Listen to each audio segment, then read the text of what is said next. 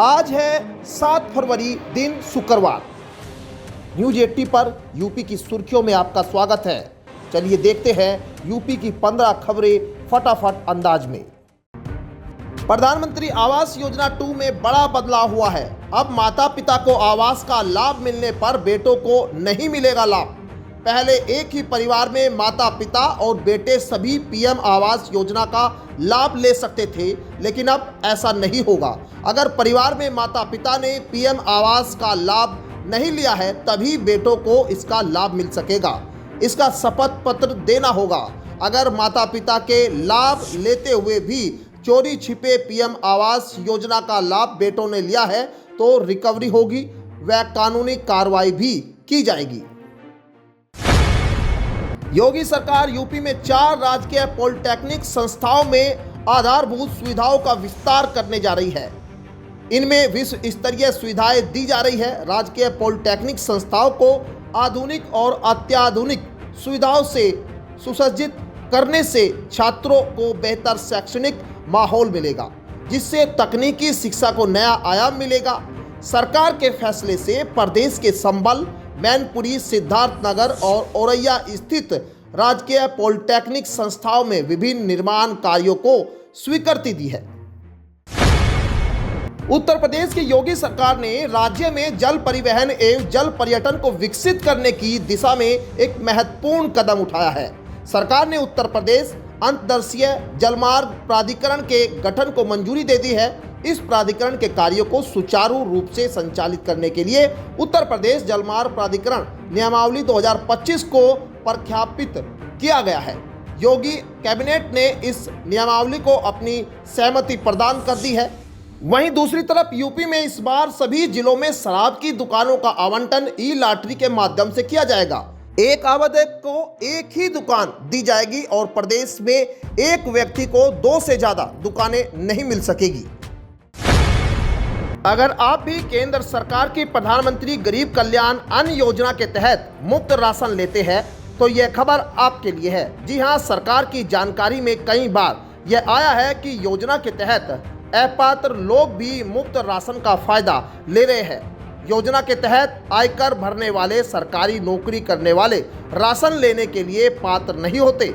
अब इसी को देखते हुए इनकम टैक्स विभाग प्रधानमंत्री गरीब कल्याण अन्न योजना के तहत अपात्र लोगों को लाभार्थियों की लिस्ट से हटाने के लिए आंकड़ों को फूड मिनिस्ट्री के साथ शेयर करेगा।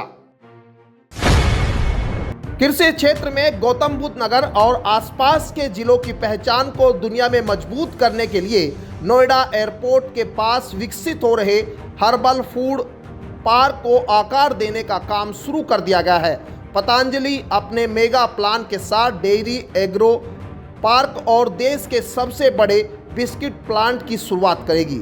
सरकार की बैकवर्ड एंड फॉरवर्ड लिंकेज योजना के तहत स्थानीय पशुपालकों और किसानों के कृषि उत्पादों को उच्च गुणवत्ता के साथ इसे देश और दुनिया तक पहुंचाया जाएगा। इसके साथ ही यहां औद्योगिक पार्क विकसित करने के लिए पतंजलि अपने हिस्से की जमीन में छोटे और मध्यम आकार के उद्योगों को सब लीज के जरिए मुहैया कराएगी।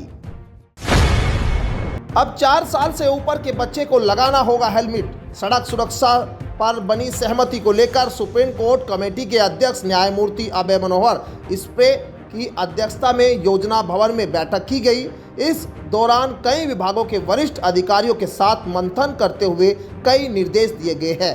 बैठक में इस बात पर सहमति बनी है कि वाहन चलाने और 4 वर्ष से अधिक आयु के पीछे बैठने वाले को ISI मानक वाले हेलमेट न लगाने, वाहन चलाते समय मोबाइल फोन, एयरफोन का प्रयोग, उल्टी दिशा और शराब पीकर वाहन चलाने वालों के विरुद्ध सघन अभियान चलाया जाए। जो लोग आदेशों का पालन नहीं करेंगे उन पर कार्रवाई की जाए। जियो यूजर्स के लिए एक बड़ी खुशखबरी है। रिलायंस जियो के पास आप लोगों के लिए एक ऐसा सस्ता रिचार्ज प्लान है जो कम कीमत में न केवल आपको डेटा और कॉलिंग की सुविधा देता है, बल्कि आपको OTT का भी बेनिफिट ऑफर करता है। हम बात कर रहे हैं जियो 599 प्लान के बारे में। जियो एयर फाइबर यूजर्स के लिए रिलायंस जियो के पास 599 रुपये वाला सबसे सस्ता रिचार्ज प्लान है। ये प्लान इस वजह से सबसे खास है क्योंकि कम कीमत में इस प्लान के साथ ढेरों फायदे दिए जाते हैं। 599 रुपये वाले इस रिलायंस जियो प्लान के साथ 1000 GB हाई स्पीड डेटा दिया जाता है, जो प्लान 30 Mbps की स्पीड के साथ आता है। कानपुर में ट्रैफिक जाम की समस्या से जल्द ही निजात मिलने वाली है। शासन ने पनकी पंडाव और जरीब चौकी पर रेलवे और ब्रिज के निर्माण को मंजूरी दे दी है। दोनों आरओबी के निर्माण से कालपी रोड पर लगने वाले जाम से लोगों को राहत मिलेगी। पनकी पंडाव में 308 करोड़ रुपए की लागत से 1197 मीटर लंबा और 16.50 मीटर चौड़ा पुल बनेगा। शासन की समिति से अनुमोदन मिलने के बाद दोनों प्रस्तावों को बजट आवंटन के लिए वित्तीय व्यय समिति को दिया गया है, जिसमें इन दोनों आरओबी पर शासन की समिति ने अपनी मोहर लगा दी है। होली से पहले मेरठ वालों को तोहफा मिलने वाला है। इन दिनों मेरठ मेट्रो और नमो भारत ट्रेन का ट्रायल हो रहा है। दोनों ट्रेनों का संचालन जल्द ही शुरू होने वाला है। मेट्रो का नियंत्रण शुरुआत में दुहाई डिपो से होगा। स्थानीय यात्रा को आसान बनाने के लिए मेट्रो का ट्रायल मेरठ साउथ स्टेशन से मेरठ सेंट्रल स्टेशन तक जारी है। अगले हफ्ते से नमो भारत ट्रेन का भी ट्रायल शुरू करने की तैयारी है। नमो भारत का ट्रायल मेरठ साउथ से शताब्दी नगर स्टेशन तक होने वाला है। बूढ़बराल से मेरठ सेंट्रल स्टेशन तक ट्रायल शुरू होगा। यह ट्रेन दुहाई डिपो से लाई जा रही है। शामली में आज 7 फरवरी 2025 को मुख्यमंत्री युवा उद्यम योजना के एक शिविर का आयोजन किया जाएगा। यह शिविर विकास खंड सभागार निकट सब्जी मंडी शामली में प्रातः 11 बजे से 3:30 बजे तक चलेगा।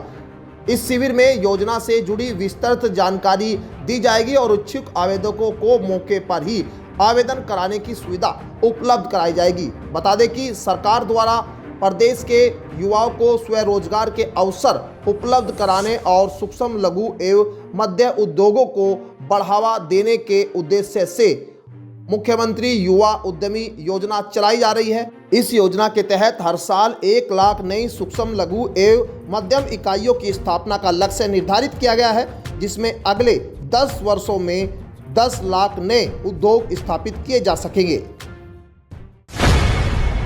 दिल्ली के बेहद करीब पश्चिम यूपी के प्रमुख शहर मेरठ में कम कीमत में फ्लैट खरीदने की ख्वाहिश रखते हैं तो यह खबर आपके काम की है। आवास विकास परिषद की तरफ से करीब 1,500 ऐसे फ्लैट हैं जो बाजार की कीमत से बेहद ही सस्ते दर पर उपलब्ध है।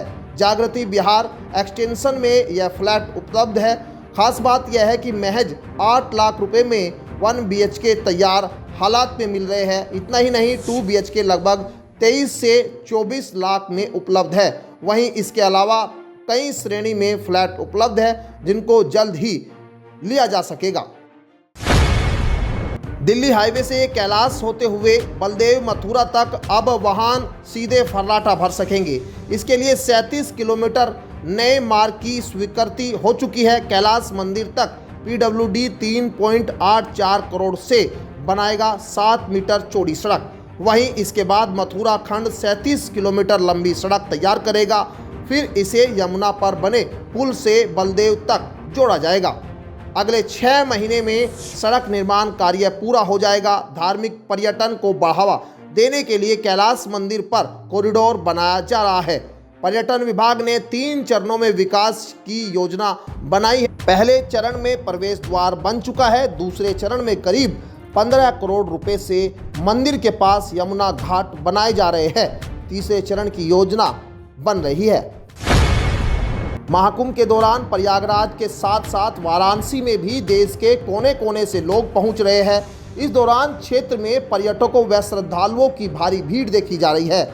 इस वजह से शहरी क्षेत्र के सभी बोर्ड की स्कूलों में ऑनलाइन क्लास के माध्यम से पठन पाठन जारी रखने का फैसला लिया गया है। फिलहाल जिला प्रशासन की तरफ से कक्षा 8 तक ऑनलाइन क्लास चलाने का दिशा निर्देश जारी किया है।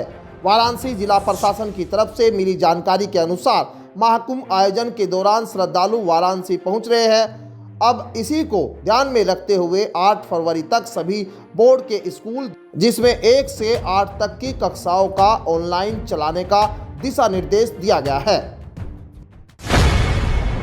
सियासत में दोस्ती और उसकी तस्वीरें दशकों तक लोगों के जहन में रहती है। अब कुछ तस्वीरें लोकसभा में नेता प्रतिपक्ष राहुल गांधी और सपा चीफ अखिलेश यादव की सामने आई है, जिन्हें आप भी देखना चाहेंगे। दरअसल अमेरिका से लौटे भारतीयों के मुद्दे पर संसद में विपक्ष ने प्रदर्शन किया। इस दौरान इंडिया अलायंस के तमाम बड़े नेता पहुंचे। इस प्रदर्शन में यूपी के रायबरेली से कांग्रेस सांसद राहुल गांधी और सपा चीफ एवं कन्नौज सांसद अखिलेश यादव भी तस्वीरों में देखे जा सकते हैं कि किस तरह से भारतीय राष्ट्रीय कांग्रेस के राष्ट्रीय अध्यक्ष मल्लिकार्जुन खड़गे, लोकसभा में नेता प्रतिपक्ष राहुल गांधी और अखिलेश यादव एक साथ है, वह किसी मुद्दे पर बातचीत करते हुए दिख रहे हैं। उत्तर भारत का मौसम देखा जाए तो यहाँ पर काफी ज्यादा उतार चढ़ाव देखने को मिल रहे हैं। दिल्ली, उत्तर प्रदेश और राजस्थान में काफी ज्यादा धूप देखने को मिल रही है, जिससे राज्यों में ठंड का असर कम होता नजर आ रहा है। वहीं पश्चिमी विक्षोभ भी एक्टिव हो रहा है, जिससे मौसम में काफी ज्यादा बदलाव देखने को मिलेंगे। मौसम विभाग के मुताबिक उत्तर प्रदेश, राजस्थान, बिहार के साथ कई सारे राज्यों में बारिश और कोहरे का अलर्ट जारी किया गया है।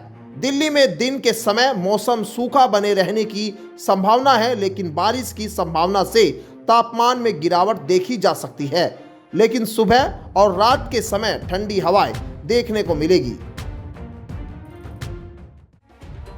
तो ये थी आज की 15 फटाफट खबरें। अगर आपको वीडियो पसंद आया तो वीडियो को लाइक, शेयर व कमेंट जरूर करें। धन्यवाद।